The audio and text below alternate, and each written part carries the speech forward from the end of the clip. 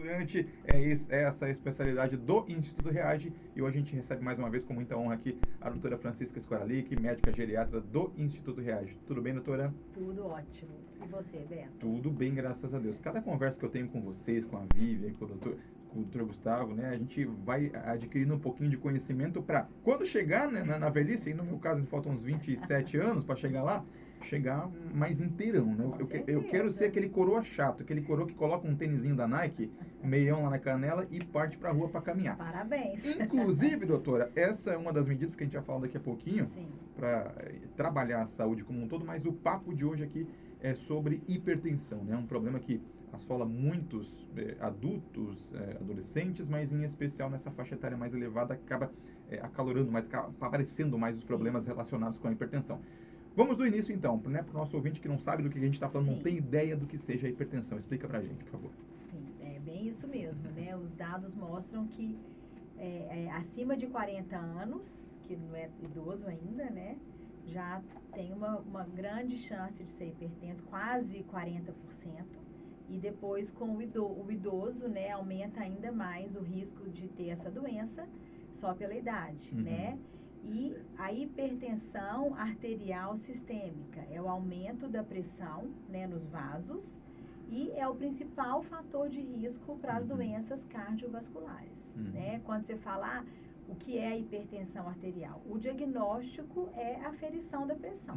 Então, como já é comum após os 40 anos, é importante que se faça uma aferição de pressão arterial de vez em quando, né? Claro que sem o diagnóstico não precisa de ser aquela coisa de rotina, mas pelo menos uma vez por ano, se tiver a oportunidade de aferir a pressão, porque muito dos casos, a grande maioria, é um problema assintomático, que a gente chama de silencioso, né? Então, saber que existe esse risco de desenvolver hipertensão, particularmente nos idosos, mas também ali acima dos 40 anos, nos faz, né, pensar que uma aferição aleatória seria interessante, né? E aí a gente pode chegar na causa desse problema, né? Tendo o monitoramento, tentando entender que a pressão arterial está fora de controle, não está com os batimentos também dentro do esperado. Se a senhora citou já um dos fatores de risco, mas quais os principais fatores que levam a essa situação? Existem os fatores de risco modificáveis, que a gente consegue mudar e com isso diminuir o risco de desenvolver hipertensão, que são os que você acabou de falar, né? A questão de sedentarismo, obesidade, alimentação muito rica em sódio, alcoolismo, né? O abuso de álcool, cigarro. Mas existem os fatores de risco que, infelizmente, a gente não consegue mudar, que é o próprio envelhecimento, né? Fator genético de história familiar, com todos os familiares de primeiro grau hipertensos, né, aumenta o risco de hipertensão. A etnia, né, os negros têm mais hipertensão, eles têm mais hipertensão do que os brancos, isso, né? Então, isso a ciência já comprovou. Ciência comprovada. Caramba. Então, eles têm mais hipertensão então esses fatores a gente não muda, mas a grande maioria, né, que são os fatores modificáveis. Por isso que quando tem um diagnóstico de hipertensão, e é muito comum acontecer isso, a gente sugere o tratamento, claro, quando é possível, porque às vezes se é uma hipertensão grau 3, estágio 3, que já é alta e já às vezes o paciente, é raro hoje, mas eu já recebi esse ano um paciente que não sabia que era hipertenso, que eu vi a hipertensão no consultório e quando vieram os exames, ele já tinha uma insuficiência renal grave, dialítico, ele já provocado foi para pela consequência da hipertensão. O principal fator de risco nesse paciente era a hipertensão. Claro que isso tem ficado mais raro, né? Porque a gente tem mais acesso à saúde do que antigamente. Mas é possível tratar a hipertensão no início com as mudanças de estilo de vida. Aquele papo que a gente fala em todos os assuntos, a gente inclui essa questão de mudança de estilo de vida. Você vê que interessante, veio conversando aqui sobre um problema que é a hipertensão, e esse problema pode ocasionar novos problemas mais graves ainda, né? Se não for tratado. Exatamente, é o principal fator de risco para complicações cardiovasculares. Em outras palavras, ainda é a principal causa de morte no Brasil, que é as complicações da hipertensão. AVC, acidente vascular cerebral, que é o derrame, infarto agudo do miocárdio, que é o infarto cardíaco, Insuficiência renal, a principal causa de diálise, né, que é a insuficiência renal, é a hipertensão. Insuficiência arterial de membros inferiores, né, que seriam aquelas necroses, aquelas úlceras graves arteriais. Então, a hipertensão tratada é a maior modificação que a gente pode fazer para a qualidade de vida, para não ter essas complicações. Voltando aos fatores de risco que a gente estava conversando, a senhora citou o caso da alimentação, da atividade física, o estresse entra nesse conjunto também, não? Bem lembrado, o estresse entra nesse conjunto. É a tríade, né? E aí entra o que a gente vem falando muito, né? A questão de meditação, de fé, de socialização, né? Para diminuir o estresse. Atividade física também, né? E aí quando a gente fala de principal fator de risco modificável, né? Ou seja, tratar a pressão, aí a gente entra em outro problemão. O que acontece quando a gente vai fazer a leitura, né, sobre hipertensão, a maior dificuldade de vários países, e o nosso também, é o controle adequado de um problema tão simples. Eu acho que o problema é exatamente esse. É tão simples, é tão banal falar eu sou hipertenso. Porque em dado momento parece que todo mundo é, né? E aí exatamente. Se perde um pouquinho da noção da gravidade, né? 60% das pessoas vão ter pressão alta. E acima de 40, 30. Então, é quase de cada 10, 9 serão hipertensos em algum momento. Não vai ter escapatória. E aí fica parecendo que é uma coisa que antigamente era considerado normal do envelhecimento. Há 25 anos atrás, quando eu formei, não tratava-se hipertensão dos de mais de 60 anos. Porque se todo mundo, eram poucos, né? Se todo mundo tinha, era igual cabelo branco e ruga. Então é normal do envelhecimento. Não precisa tratar. Exatamente. Aí vieram os estudos mostrando as complicações também nos idosos, né? Que é muito mais frequente. E fiquei com uma dúvida agora, doutora. Se quase todo mundo, né, que está nos ouvindo agora em algum momento vai ser atingido por essa hipertensão, como identificar isso no primeiro momento, né? Eu, por exemplo, estou com 33 anos. Eu acho que eu não tenho nenhum tipo de... Eu acho que eu não tenho nenhum tipo de sintoma. Como identifica? Quais são os sintomas mais comuns e os primeiros a aparecerem? Sim, então assim, acho que antes de sintoma é de vez em quando aferir a pressão. Reconhecer esses fatores de risco. Eu tenho história familiar de primeiro grau, eu estou excedendo na bebida, eu fumo, eu tenho obesidade, eu tenho sedentarismo, enfim. Eu tenho que fazer uma medida, porque não precisa de esperar sintoma, tanto assim como o diabetes, né? Então, esse é um grande problema. Então, às vezes, você não tem sintomas e já é hipertenso. Então, fazer uma aferição, claro que existem esses aparelhinhos de farmácia, né? Aqueles digitais. Esses eu não posso ter enquanto médica no meu consultório, porque eles não são reconhecidos como confiáveis. Certo. O meu tem que ser aquele o esfigmomanômetro sem ser o digital, né? Aperta a bombinha ali, pressiona. Isso, mas pelo menos ali você tem uma ideia do que está acontecendo. Então ali, eu posso usar aquilo? Pode, né? Se você está numa farmácia só tem aquele, ou se alguém te ofereceu para medir só tem aquele, mede com aquele. Aquilo ali vai pelo menos ter uma ideia de como que está passando a coisa, né? Com que frequência medir?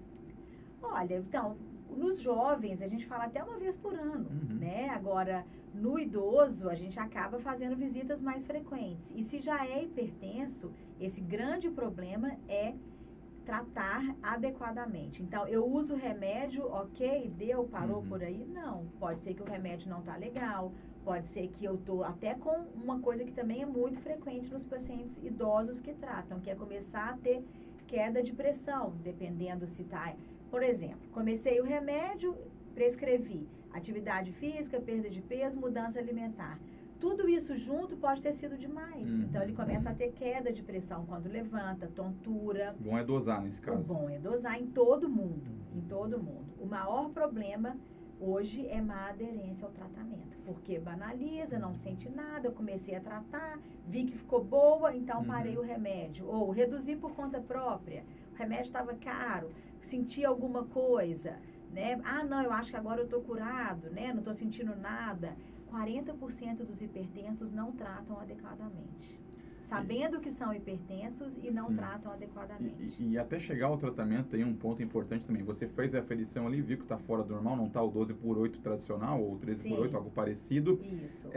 procura um médico imediatamente, procura um nutricionista, um educador físico, um preparador, vai para onde? Se agarra ao que nesse momento? Eu acho que uma avaliação médica é bem cardiologista, adequada. Não, de jeito nenhum. Médico Isso geral. E médico geral, pode ser o posto. Porque daí vai fazer um encaminhamento para o profissional adequado. Ou não precisa muitas vezes. Como é um problema de saúde muito, muito, muito comum, parte do princípio que todo médico de qualquer especialidade sabe dar o diagnóstico, que é a aferição e aquilo que você falou. Aí não existe um valor para todo mundo. A gente tem individualizado cada vez mais tratamento de vários problemas de saúde, inclusive hipertensão, né? Então, se é um paciente hipertenso, diabético, que já teve um infarto, a pressão dele tem que ser justa, porque é o maior fator de risco. Agora, se é um hipertenso leve com mais de 80 anos, a gente já fica mais com 15/9, é possível, acima de 80 anos, né?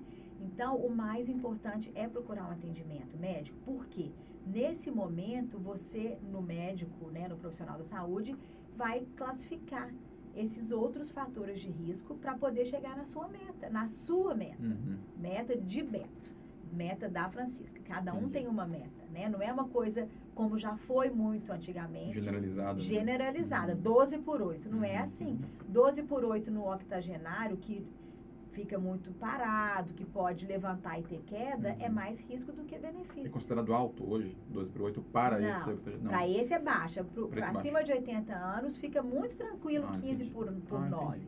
Agora, se for diabético, infartado com AVC, vamos ajustar um pouco mais, né? Teve um coleguinha nosso, né, Zé Antônio, que deu um susto na gente essa semana, umas 3 semanas atrás aqui, trabalha aqui na rádio, foi aferir a pressão por rotina, trabalho de rotina, 21/12. Sem sentir nada. Sem sentir nada, foi fazer exame de rotina, totalmente normal, né? Agora vai ter que se adequar com essa tríade que a gente falou, né? Alimentação, atividade física, que no caso dele é o fator principal, e a questão do estresse, né? Perda de peso também.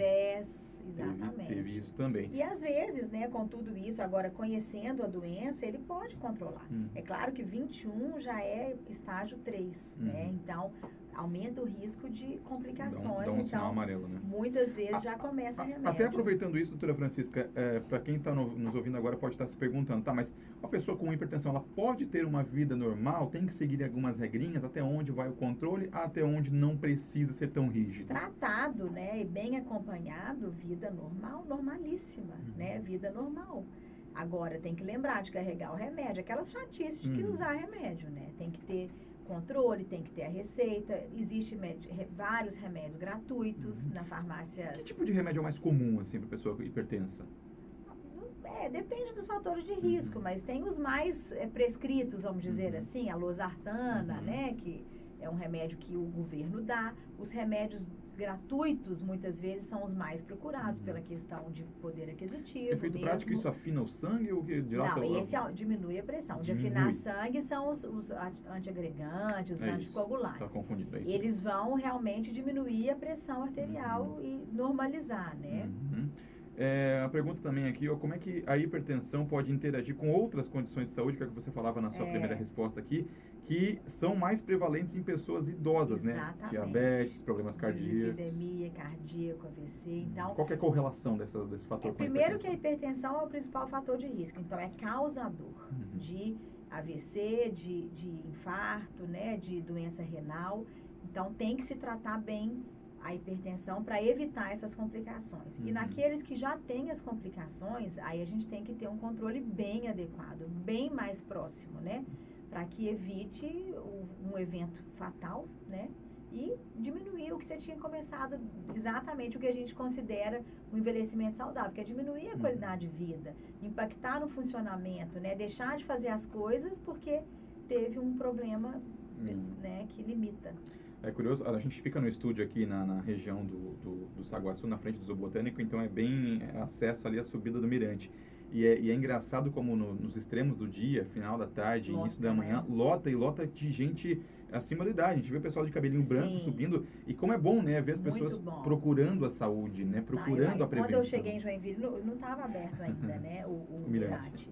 Eu acho que foi realmente, assim, um diferencial para a cidade mesmo, nesse aspecto. Agora, mas é interessante falar isso também, porque às vezes uma coisa que é, às vezes, contraditória, mas se fica uma pessoa ali no topo do morro ou aqui embaixo, querendo aferir pressão dessas pessoas, isso é um erro tão grave, Beto. Por conta do movimento na hora? Porque, corpo por quente? exemplo, num teste de esteira, que é o teste... Vai ao extremo, né? A pressão que a gente faz, né? Faz a esteira com o aparelho no braço. Então, você tem as aferições. Você começa com 12/8, você chega às vezes a 21 numa corrida. E que depois de 5 minutos tem que voltar. Se você pega um desses de surpresa, subindo o morro, não, vem cá, deixa eu ferir sua pressão. Que é assim, de vez em quando tem essas ações aqui, meu né? Meu Deus, isso é um perigo. Espera, deixa descansar um pouquinho. Espera 5 minutos, exatamente. Então, espera 5 minutos, senta, respira, daqui a 5 minutos eu vou aferir sua pressão, porque aí você tem uma ideia real. Se aferir na hora, vai chamar o SAMU na hora. Na hora. Aí o pavor da pessoa. Aí que linka isso, né? De, então eu vou parar de subir o morro. Tá fazendo mal. Tô fazendo mal. Não é assim, né? Pelo contrário, é só medir na hora certa. Só pra gente fechar esse elo da atividade física ainda, doutora, eu puxei o gancho para dessa faixa etária já dos mais 50, mais 60, mais 70 nesses horários. Porque eu acho que é muito comum nessa faixa etária também os médicos recomendarem essas caminhadas, esses trotezinhos para justamente equilibrar essa parte pelo menos física. Sim. Qual que é a correlação da atividade física? Eu imagino que tem a ver também com uma queda calórica ali, com uma queima de gordurinha, mas qual que é a correlação direta da atividade física com os casos de hipertensão? Então, a atividade física é um tratamento. É porque quando a gente fala com o paciente, olha, vamos fazer um tratamento sem remédio, ele fica todo feliz. Ótimo, eu quero fazer esse tratamento sem remédio. Mas aí você fala a regra.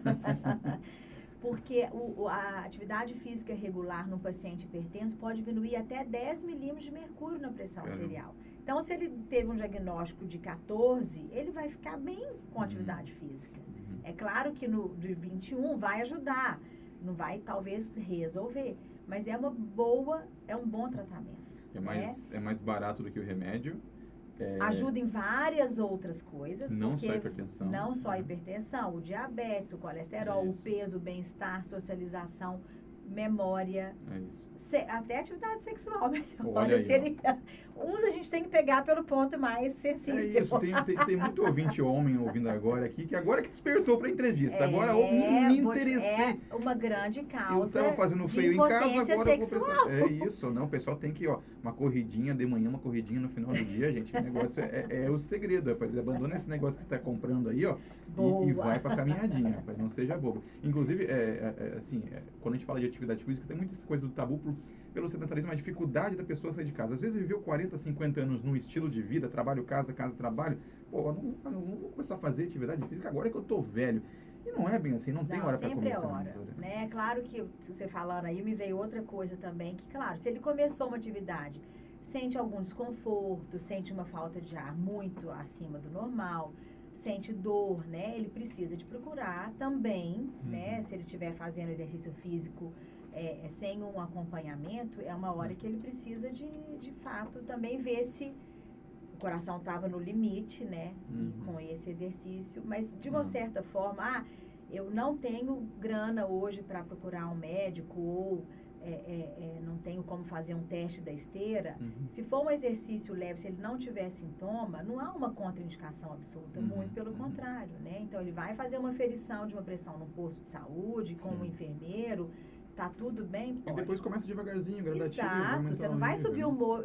Outra coisa que acontece também, doutora, eu fui subir o mirante, pus os bofs pra fora. Claro, é muito esforço. Vai devagar, uma semaninha, duas, na terceira, vai primeiro Só no Botânico, no plano, isso ali no Beira Rio, e depois vai pro mirante. Não precisa se matar. Aliás, tem um monte de gente que faz isso, né, que vem de carro até aqui, ou de moto, ou de bicicleta, e depois sobe o mirante, desce. Tá tudo certo, faz parte também, desde que seja de maneira saudável. Doutora, pra gente fechar, família, rede de apoio, quem convive com pessoa hipertensa. A gente está falando de um dado estatístico aqui de mais de 60%, mas muitas vezes a gente tem mais de um hipertenso na mesma residência. Quais os tipos de cuidado que tem que ficar realmente atento para, se for alguma coisa, correr rápido para um atendimento médico? Tem aqueles... Aí seriam as complicações, né? Tem aqueles sinais do AVC, né? Que eles falam que é um assovio, um abraço, né? Um sorriso, ou então perda de força. Se algum falhar, você pode saber que pode ter chance de ser um AVC. Dor no peito, né? Que seria a questão do infarto, né? Ficar muito sudorese, ter queda quando levanta, né? Mas se tem vários hipertensos na casa, talvez seja interessante ter um aparelhinho né, para um segmento ali, mas nada muito neurótico também, né? Acho que ter o atendimento com o médico dele e tudo. Agora, é descrito que o hipertenso que mora sozinho tem pior aderência do que tem uma rede de apoio. Então, a rede de apoio auxilia nessa questão de favorecer a aderência ao tratamento, né? De ver se o remédio está direitinho, fazer aquelas caixinhas, enfim. É isso. Eu estou preocupado, viu, Ana, com o pessoal do Instituto Reage, que semana passada veio que a doutora, a oftalmologista, falou que eu vou ter que usar óculos com 55 anos. Agora, 60% de chance de ser hipertenso. Acho que eu não vou mais convidar o pessoal do Instituto. Não, tô brincando, gente. Qualquer dúvida, inclusive, né, doutora Francisca, pode entrar lá no Instagram do Instituto Reage, manda um inbox lá que o pessoal responde rapidinho.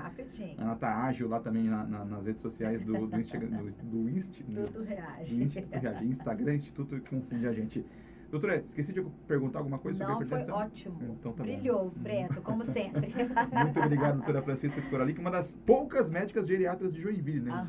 Parece que tem muitos, não cabe em duas mãos. Meu Deus, não cabe em dois, são duas meninas, eu e a Raquel. Olha, só duas médicas Minha geriatras amiga. de Joinville. E a gente tem a sorte de ter a doutora Francisca todas as quartas, ou quase todas as quartas conosco aqui. Excelente, na parceria. Beto. Boa Muito semana, obrigada. até quarta que vem. Obrigada.